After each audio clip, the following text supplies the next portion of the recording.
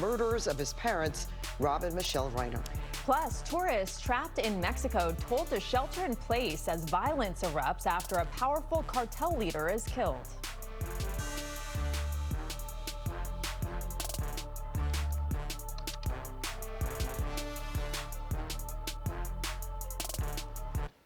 This is CBS LA at 5.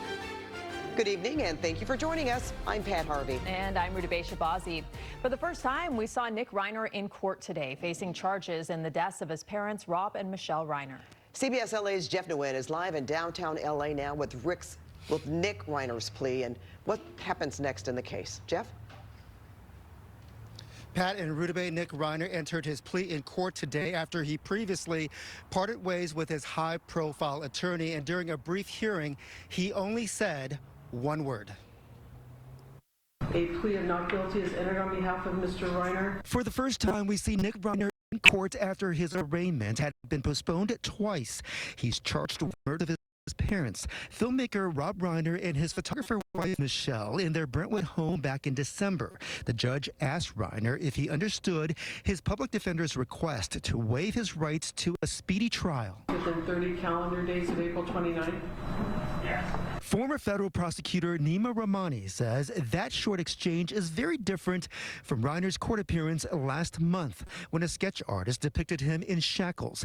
Cameras were not allowed to take video of him then. The likely reason is that he was in restraints. Showing a defendant in restraints to potential jurors is prejudicial. So defense attorneys, they always object. After court on Monday, LA County District Attorney Nathan Hochman told reporters the case against Reiner is on track. The case is eligible for the death penalty, and Hochman says his office has invited the defense to make its arguments for consideration. Many of the most experienced individuals in the DA's office with death penalty experience will be helping me evaluate that information. Even though California has a moratorium on the death penalty, Rahmani says Reiner's defense team has to think beyond the trial to a potential sentencing phase. Good lawyers, they don't just try cases in the courtroom. They're thinking about the court of public opinion. And when you have probably one of the most high-profile murderers in Los Angeles history, you're talking to potential jurors. Rahmani says Reiner's history of mental health issues and drug use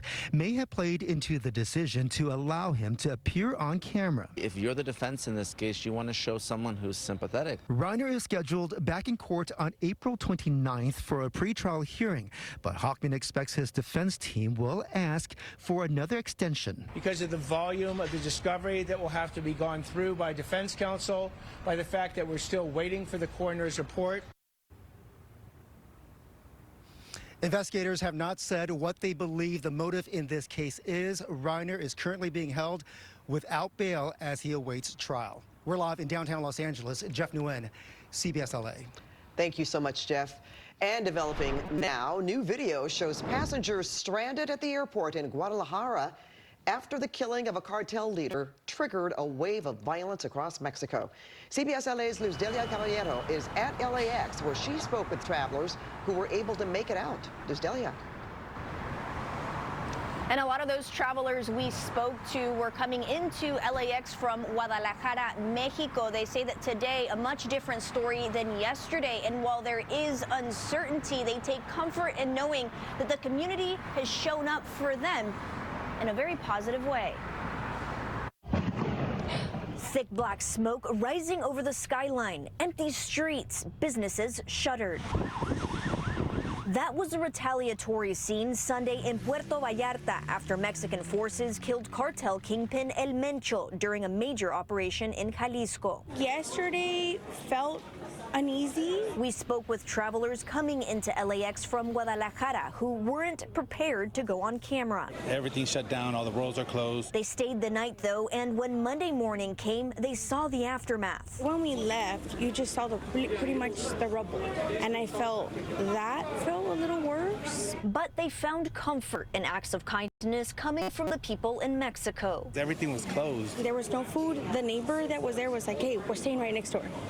You need anything? that made me feel safe. We also spoke with an American living in Puerto Vallarta. Several buildings were burned down. Sharon Gerber and her husband have lived there for the past 7 years. She says Sunday was unlike anything she'd experienced. They did create, a lot of scary situations with fire bombs and cars. Adding the once lively resort city turned into a ghost town almost instantly. But by Monday, But you can see behind me, this is our beautiful city. Gerber says the atmosphere has shifted. And I woke up to the most beautiful calm.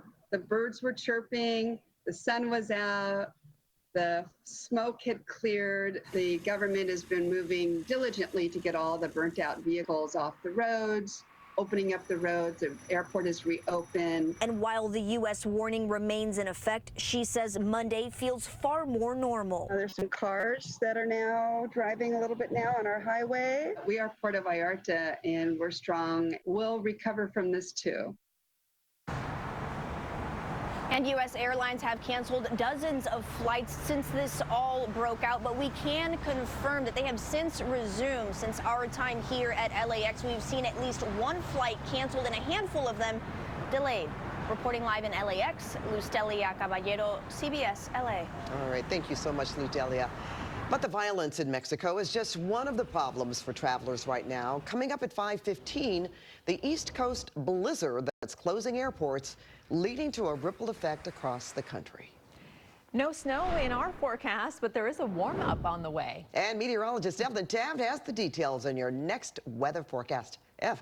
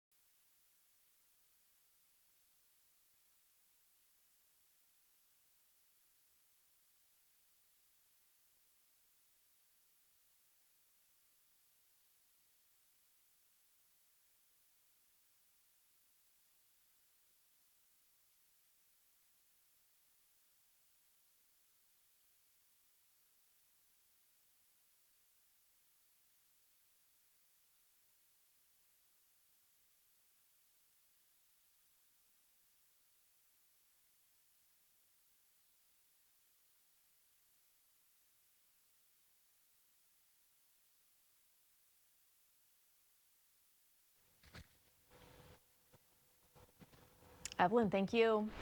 New at 5, the strike against Kaiser Permanente is over. Thousands of unionized nurses and healthcare workers have been on strike for a month now, but today union leaders said there has been, quote, significant movement at the bargaining table, leading them to call off the strike as of tomorrow morning.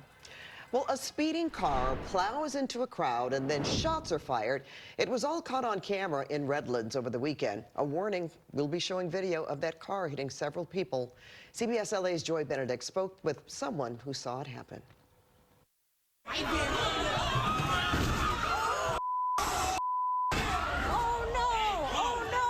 A terrifying sight as a speeding car plows into a crowd in downtown Redlands.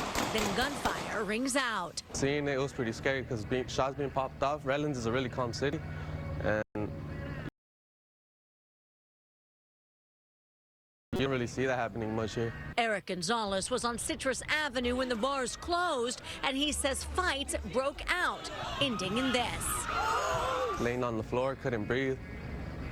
Yeah, it was bad. Police say it happened around 1:30 Sunday morning. You can see a lot of security outside. Witnesses tell us that people were fighting inside of one of the bars and had been kicked out. That's when police say someone involved in the fight got into a 2022 Tesla and drove away before turning around and barreling through the crowd, hitting 4 people. We all know that, bars brings fights, but not with this level of violence. It's increasing. Bruno Bianchi owns Performance Fitness Studio in Redlands. He was called by police after the incident because his storefront window was shattered by gunfire, and he has a possible bullet hole in his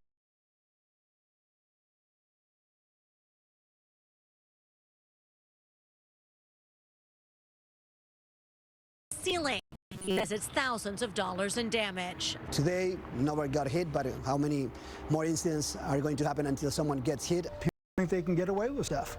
And that's not going to happen in Redlands. Another business also had a window shattered, but thankfully no one was struck in the shooting. Many feel like the police need to do more. The security are doing their job, which is securing their places, right? Like they're not going to be securing the streets. And it would be great to have more, police presence at those times. The downtown area has several bars that let out around the same time on the weekends.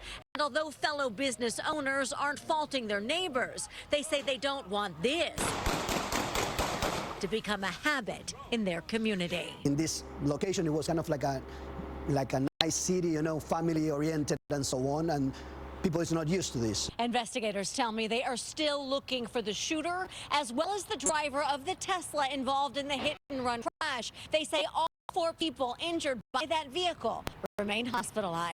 From Redlands, I'm Joy Benedict, CBS LA. Still ahead at 5, a farm for people with disabilities